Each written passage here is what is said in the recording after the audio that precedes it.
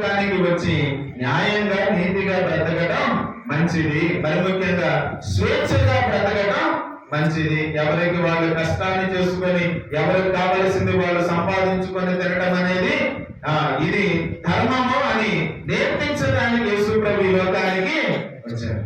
యేసు ప్రభు ఈ లోకానికి వచ్చారు. ప్రియ సహోదరులారా, నిదానంగా పాలేరుతనం అంతరిస్తున్నటువంటి పరిస్థితుల్లో మనం ఉన్నాం. ఒకప్పుడు ఇవన్నీ బాగా ఉన్నాయి. 20 సంవత్సరాల వెనక్కి ఆలోచన చేస్తే పాలేరుతనం అనేది ఎక్కువగా ఉండేది. ప్రస్తుత కాలంలో మనిషి తెలుసుకుంటా ఉన్నాడు, నేనెందుకు ఎదగకూడదు, నేనెవరికో కష్టార్జితాన్ని చేసి వాళ్ళ ఎదుగుదలకు తోడ్పడతా ఉంటే ఇక నేనెప్పుడు ఎదుగుతాను. ఒకప్పుడు తండ్రి పాలేరుతనం చేస్తే కొడుకును కూడా యజమానుడికి పరిచయం చేస్తాడు. కొన్నిసార్లు తండ్రి అప్పు తీసుకొని ఆ అప్పు తీర్చే బాధ్యత ఎవరి మీద పడతాడు? కొడుకు మీద పడతాడు. ఎప్పుడు పాలేరుతనం చేయడం దేనికోసం చేస్తున్నావయ్యా అంటే మా నాన్న అప్పు చేశాడండి, ఆ అప్పును తీర్చడానికి చేస్తాడు. అది ఆనాటి జీవిత విధానం. అప్పుడు జీవిత విధానం అలా ఉంది. కానీ నిదానంగా ఎవరి ద్వారా తెలుసుకున్నాం ఇవన్నీ అంటే ప్రధానంగా బైబిల్ గ్రంథం ద్వారా మనం ఈ విషయాలను తెలుసుకున్నాం. మనిషి ఎలా బ్రతకాలి, న్యాయంగా ఎలా బ్రతకాలి, ఇవన్నీ ఎవరు నేర్పించారు? దేవుడు నేర్పించాడు. ఈ దేవుడు నేర్పించినటువంటి సత్యాలను తెలుసుకున్నటువంటి కొంతమంది మన వద్దకు వచ్చి మనకు కూడా నేర్పించారు. అందుకే ప్రియ సహోదరి సహోదరులారా, గర్వంగా మనం చెప్పొచ్చు ఏంటంటే కథోలిక దేవాలయం ఎప్పుడు అనగారిపోయినటువంటి ప్రజల మధ్య మాత్రమే ఉండాలి. ఎందుకోసం అంటే వాళ్ళ యొక్క అభివృద్ధి కోసం మన పెద్దవాళ్ళు ప్రయత్నాలు చేశారు. మన బట్టల కోసం పాలేరుతనం చేశాం, అన్నం కోసం పాలేరుతనం చేశాం. దానిని పోగొట్టడానికి వాళ్ళే వస్త్రాలు ఇచ్చి వాళ్ళే అన్నం పెట్టి స్వతహాగా బ్రతకడం నేర్చుకోండి అని సమాజానికి నేర్పించారు. ఈ రోజున ఎలాంటి వాళ్ళతోనైనా పోరాడేటటువంటి గొప్ప ఆత్మస్థైర్యాన్ని ఎవరు నింపారు అంటే పెద్దవాళ్ళు మనకి దేవుని యొక్క వాక్కు ప్రతిఫలంగా మనందరికీ నేర్పించారు. ఈ రోజుల్లో అన్ని రంగాలలో అందరం పోటీ పడతా ఉన్నాం. ఎవరికి తక్కువ కాదు అనే విషయాన్ని మనం నిదానంగా అర్థం చేసుకుంటాం.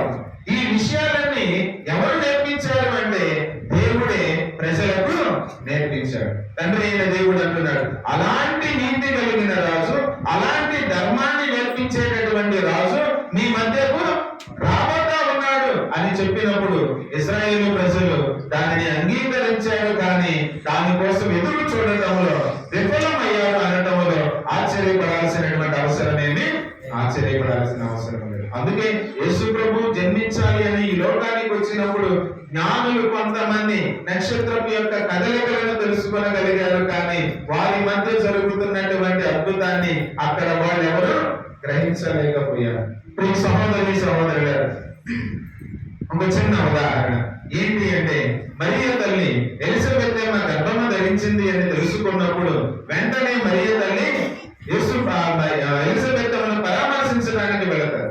ఎలిజబెత్ తన్మయత్వములో ఒక మాట అంటారు, నా ప్రభువు తల్లి నా దగ్గరకు వచ్చుగా నాకు ఎలాగో జరిగింది, ఎలాగో ప్రార్థించను, నీ వందన వచనములు వినగానే నా గర్భమందలి శిశువు ఆనందంతో భక్తులు వేసిన అంటారు. ఈ మాటను పలికినటువంటి ఈ ఎలిజబెత్ తప్పనిసరిగా తన ఇరుగు పొరుగు వారికి ఈమె దేవుని తల్లి అని తప్పనిసరిగా పరిచయం చేసే ఉంటారు. ఎన్నాళ్ళు మరియ తల్లి ఉంది అక్కడంటే 3 మాసాలు ఎలిజబెత్ అమ్మ దగ్గర ఉంది. ఎలిజబెత్ అమ్మ నిండు చూడాలిగా ఉంది, గర్భాన్ని ధరించి ఉంది. ఈ మరియ తల్లి 3 మాసాలు ఎలిజబెత్ అమ్మ దగ్గర ఉన్నప్పుడు చుట్టూ ఉన్నటువంటి వారికి ఈమె ప్రభువు తల్లి అని పరిచయం తప్పనిసరిగా ఎలిజబెత్ అమ్మ చేస్తున్నది. కానీ అంగీకరించిన వాళ్ళు ఎంతమంది?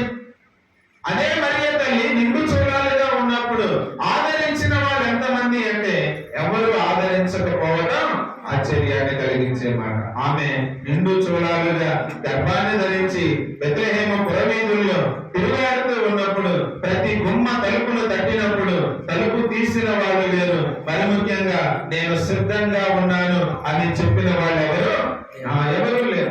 చివరికి పశువులే యేసు ప్రభు యొక్క జన్మకు అవే ఒక నివాసాన్ని ఇవ్వడం మనం చూస్తా ఉన్నాం. ప్రియ సహోదరి సహోదరులారా, ఎవరు చెప్పారు ఈ మాటలన్నీ?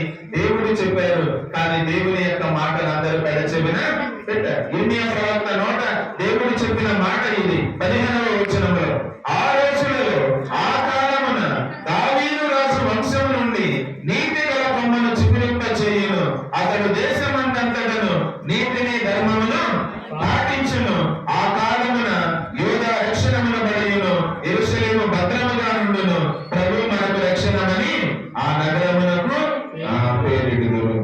ఈ సహోదరి సహోదర, ఇంతగా యేసు ప్రభు యొక్క రాకను గురించి తండ్రి అయిన దేవుడు ముందు సమాచారాన్ని పంపించారు. కానీ యేసు ప్రభుని ఎవరు అంగీకరించారు.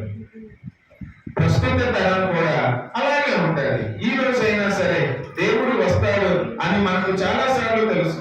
రెండవ రాకడ గురించి మనం ఈ రోజు కొత్తగా వినటం వల్ల, 2000 సంవత్సరాలకు ముందు పుట్టిన వాళ్ళందరికీ రెండవ రాకడ గురించి బాగా తెలుసు. 2000 సంవత్సరంలో దేవుడు తప్పనిసరిగా వస్తాడు అని ఎన్నోసార్లు ఎంతో మంది మాట్లాడడం, రాకడకు సంబంధించినటువంటి ప్రార్థనలు పెట్టడం, కూటాలు పెట్టడం మనం చూస్తూనే ఉన్నాం. కానీ ఎంతవరకు సిద్ధంగా ఉన్నాం? ఒకవేళ దివ్యున యేసు ప్రభు రెండవ పర్యాయం వస్తే ఆయన ముందు నిలబడటానికి నీతిమంతులుగా ఎంతమంది సిద్ధంగా ఉన్నామనేది ఆలోచన తప్పనిసరిగా చేసుకోవాలి. ప్రతిరోజు పడుకునే ముందు మనలను మనం సిద్ధం చేసుకొని, రాత్రికాల ప్రార్థనలో ఒక ప్రార్థన ఉండాలి. ఆ రాత్రికాల ప్రార్థన చెప్పే అలవాటు ఉందా? చెప్పే అలవాటు ఉందా? ఆత్మశోధన ఉంటది పడుకునే ముందు. ఆ రోజులో ఏమేమి పొరపాట్లు చేసే మనుషులేం కదా, మానవ బలహీనత వల్ల చిన్న పెద్ద పొరపాట్లు చేస్తా ఉంటాం అందరం, మీరైనా నేనైనా సరే. ఆ దానికి మనం దేవుని దగ్గర మన్నింపు అడగాలి. పడుకునే ముందు ఆత్మశోధన, రోజు చేసినటువంటి పనుల్లో ఏమేమి పొరపాట్లు చేశామో జ్ఞాపకం చేసుకుని దేవుడా నన్ను క్షమించని కోరుకోవడం. పడుకునే ముందు మూడు వచనాల ప్రార్థన ఉండాలి. యేసు మరియా యేసేపు గారా, నా హృదయమును నా ఆత్మను నా జీవమును నీకు సమర్పించున్నా. హాస్టల్లో ఈ ప్రార్థన తప్పనిసరిగా చెప్పించేవాడు. యేసు మరియా యేసేపు గారా, నా ఆత్మను నా హృదయమును నా ఆత్మను నా జీవమును నీకు సమర్పిస్తూ ఉన్నాను. దివ్య రాగం 8వ పేజీలో చివరిన ఉంటాడు ఆ ప్రార్థన. రెండవ పదంగా అంటారు, యేసు మరియా యేసేపు గారా, నా కడపటి అవస్థలలో నాకు ఒకవేళ ఈ రాత్రికి నేను చచ్చిపోతానేమో, కాబట్టి ఎవరు తోడుగా ఉండాలి? ఉదయం లెగిస్తామో లేదా ఎవరికి తెలియదు. కాబట్టి పడుకునే ముందు సిద్ధం చేసుకోవడం. మన దేనికోసం సిద్ధపడతా ఉన్నా? మరణించడానికి సిద్ధపడతా ఉన్నా. నా కడపటి అవస్థలలో నాకు సహాయం చేయండి. మూడవదిగా యేసు మరియా యేసేపు గారా, నీ దివ్య సన్నిధానములో మేము సమాధానముగా ప్రాణం విడుదముగాక. భయాన్ని కలిగించేటటువంటి ప్రార్థన, కానీ సిద్ధపాటుని చేసేటటువంటి ఆ ప్రార్థన ఇది. ఈ సహోదరి సహోదరు, మనల్ని మనం సిద్ధపరచుకోవడం దేనికోసం? తల్లి శ్రీ సభ చాలా లోతైనటువంటి భావాన్ని కలిగించేటటువంటి ప్రార్థన మనకు అందించింది. దేనికోసం అంటే రెండవ రాకడ కోసం సిద్ధపడడం. రెండవ రాకడ ఎలా వస్తుంది? రెండవ రాకడ సామూహికంగా రావచ్చు, వ్యక్తిగతంగా రావచ్చు, అందరికీ కలిసి రావచ్చు, లేదా ఏ ఒక్కరికో ఏదో ఒక రోజు ఏదో ఒక్కరికి రావచ్చు. కానీ ఆ సమయానికి సిద్ధపడి ఉండటం. ఈనాటి సువిశేష భాగంలో మనం చదివాం కదా, లోకా శుభవార్తలో 21వ అధ్యాయం 25వ వచనం ఈ విధంగా చెబుతూ ఉంది, సూర్య చంద్ర నక్షత్రములలో సూచనలు కనిపించును, భూమిపై జాతులకు వర్తమానము దాపరించును, సముద్ర తరంగ గర్జనలతో ప్రజల అల్లకల్లోల మగుదురు, ఏదైనా అంతరిక్ష శక్తులు కనిపించును. ఇది రెండవసారి ప్రభు వచ్చేటటువంటి సూచన. మొదటిసారి ప్రభు వచ్చేటటువంటి సూచన ఏంటి? నీతి కలిగిన రాజుగా, ధర్మము కలిగిన రాజుగా, బాధామైన సేవకుడిగా, దావీదు వంశము నుండి ఒక రక్షకుడు. అది మొదటి సూచన. ఏ తండ్రి అయిన దేవుడు చెప్పినట్లుగా దావీదు వంశము నుండి రక్షకుడు పుట్టడం మనం చూస్తా ఉన్నాం. ఈ సహోదరి సహోదరుగా, దావీదు వంశము నుండి రక్షకుడు పుట్టాడు, నీతి కలిగిన రాజుగా పుట్టాడు, న్యాయం కోసం ప్రాణాలు దాని ఈయన యూదుల రాజు అనేటటువంటి పలకను సైన్యము ఆయన తల మీద ముద్రించడం మనం చూస్తా ఉన్నాం. మరి రెండవసారి ఎలా వస్తారు? ఆ సూచనలను కూడా దేవుడు మనకి ఇక్కడ వాక్యములో తెలియజేస్తా ఉన్నారు. ఎలా వస్తారట? సూర్య చంద్ర నక్షత్రములలో సూచనలు కనిపించును, భూమిపై జాతులకు గడ్డు కాలము దాపరించును, సముద్ర తరంగ గర్జనలతో ప్రజలలో అల్లకల్లోల మగుదురు, ఏదైనా అంతరిక్ష శక్తులు కనిపించును. దేనికి ఇవన్నీ జరుగుతాయి? దేనికి ఇవన్నీ జరుగుతాయి? ప్రియ సహోదరి సహోదరులారా, దేవుని యొక్క ఆ ఉనికిని ఈ లోకము తట్టుకునే స్థితిలో లేదు. ఎందుకంటే దేవుడే సమస్తాన్ని సృష్టించాడు. మోషే ప్రవక్త ముందు సినాయి పర్వతం మీద తండ్రి అయిన దేవుడు ఆ దారిన అలా ఆయన ముందు వెళతా ఉన్నప్పుడు జరిగినటువంటి సంఘటనలను కూడా దీనికి చాలా దగ్గరగా ప్రియ సహోదరులారా, యేసు ప్రభు యొక్క రాకడ కూడా అలాగే మన ముందుకు వస్తారు. అలాంటి సందర్భంలో మనం ఎవరం కూడా నా దాకా రాలేదు కదా అనుకునే స్థితిలో ఉండడానికి అవకాశం లేదు. గత కొంతకాలంగా తుఫాన్ వచ్చింది, ఆ విజయవాడ అంతా మునిగిపోయింది. మనం ఏమైనా బాధపడ్డామా? మన దాకా రాలేదు కదా. మన దాకా వచ్చింది అది, మన దాకా రాలేదు. మనం హ్యాపీగానే ఉన్నాం. టీవీలో చూసి ఇలా జరుగుతుందా అలా జరుగుతుందని చూసేదో దాన్ని చూసి కాస్త సమాచారం తెలుసుకున్నాం. కానీ ఆ బాధ కానీ ఆ యొక్క కంగారు కానీ మనకైతే లేదు. ఈ సహోదరులే, నోవా కాలంలో 40 రోజులు 40 పగలు రాత్రులు వాన కురిసినప్పుడు మొదట పడిన వాళ్ళు కూడా అలాగే అనుకుని ఉండొచ్చు. మా దగ్గర రాలేదు కదా, మేము ఎత్తులో ఉన్నాం కదా, 2వ అంతస్తులో ఉన్నాం కదా అని అనుకుని ఉండొచ్చు. కానీ ఆ సందర్భం అందరికీ దాపురించింది. అలాగే యేసు ప్రభు యొక్క రాకడ ఎలా ఉంటది అంటే అది అందరికీ వస్తుంది. క్రీస్తు ప్రభు మేఘారూఢుడై వచ్చినప్పుడు అది అందరికీ సంభవించేటటువంటి సంఘటన వాక్యంలో చదువుతూ ఉన్నాం. 35వ వచనంలో, లోకాసు 21వ వచనం, ఏలైనా ఆ రోజు భూలోక వాసులందరిపైకి వచ్చును. ఆ రోజు భూలోక వాసులందరిపైకి వచ్చును. కానీ ఎలా వస్తుంది అది? దాని ముందు వాక్యంలో చదువుతూ ఉన్నాం.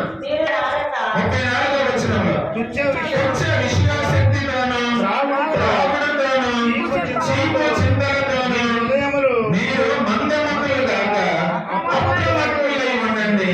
లేనిచో ఆ దినము ఆకస్మికముగా ఎలా వచ్చి పడిందగా వచ్చి నేను బాగా తెలియగలిగిన వాడిని తపాలను పారిపోతానడానికి అవకాశం కాలం వల్లే వచ్చి పడింది కాదు. ఎలా వచ్చి పడిందట? కాలం అయితే దేనికి సరిపోతుంది?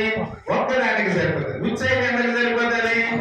ఎక్కువ వాటికి అందరం దానిలో ఒక జాలని చిన్న ఏమంటారు, చిన్న వల వేసినట్లుగా దేవుడు ఈ ప్రపంచానికి ఒక వలను వేస్తాడు. ఆ వలలో చిక్కుకుపోయేది ఎవరు? అందరం చిక్కుకుపోతాం. నేను తప్పించుకుంటాను అంటే అవకాశం అది ఎలా వస్తుందట? ఆకస్మికంగా వస్తుంది. మనం అప్రమత్తంగా లేకపోతే వెంటనే దానిలో దొరికిపోయే అవకాశం. కాబట్టి ప్రియ సహోదరి సహోదరులారా, క్రిస్మస్ కోసం మనం ఎదురు చూస్తున్నామంటే ఆనాటి ప్రజలలాగా మనం కూడా అశ్రద్ధ కలిగి ఉండకూడదు. ఎలా ఉండాలి అంటే సిద్ధపాటు కలిగి. దేనికోసం? క్రిస్మస్ పండుగ కోసం కాదు. పండుగ ఏమైనా ఆకస్మికంగా వచ్చిందా లేదా? ఎప్పుడు వస్తారు పండుగ? 25వ తారీఖు పండుగ వస్తారు. మరి రెండవసారి యేసుప్రభు ఎప్పుడు వస్తారు? 25వ తారీఖు వస్తారా? 25వ తారీఖు. ఆయన ఎలా వస్తాడట? ఆకస్మికంగా. వాక్యంలో చెప్పబడింది కదా, మెరుపు మెరిసి ఒక దిక్కు నుండి మరొక దిక్కుకు వెళ్ళినట్లుగా ఉండాలి దేవుని యొక్క రాకడ. ఎంతలోకి వెళ్తుంది? ఒక దిక్కు నుంచి మరొక దిక్కుకి మెరుపు మెరిస్తే ఎంతలోకి వెళ్తుంది? మన కన్ను మూసి కన్ను తెరిచే లోపల జరగాల్సిందంతా జరిగింది. కాబట్టి ప్రియ సహోదరి సహోదరుల, క్రిస్మస్ పండుగకి మనం ఎదురు చూస్తున్నామంటే ఎలాగైతే ఇల్లు శుభ్రం చేసుకొని ఎలాగైతే మనం శారీరకంగా కూడా పండగకి సిద్ధపడతా ఉంటామో అలాగే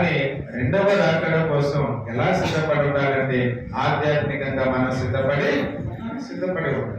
ఆధ్యాత్మికంగా సిద్ధపడి ప్రభు రాక కోసం ఎదురు చూస్తా ఉన్నప్పుడు దేవుడు మనకు తన యొక్క రాజ్యంలో స్థానాన్ని ప్రసాదిస్తాం. కాబట్టి ప్రియ సహోదరి సహోదరుల, మనం ఎప్పుడు ఈ ఉద్దేశంతోనే పండగకి సిద్ధపడి ఉండాలి. తెలియనటువంటి చిన్నపిల్లలు అయితే పుట్టినరోజు కోసం చూస్తారు. తెలిసినటువంటి మనం దేవుని యొక్క రెండవసారి రాకడ కోసం సిద్ధపడి దానికోసం ఎదురు చూడాలి. అలా చూసినప్పుడు దేవుడు మనకి ఒక రోజున ఆయనను చూసే భాగ్యాన్ని ప్రసాదిస్తాడు. అలాంటి మంచి విశ్వాసాన్ని దయచేయమని దేవుని ప్రార్థించారు. పుత్ర పవిత్ర ఆత్మ నామమున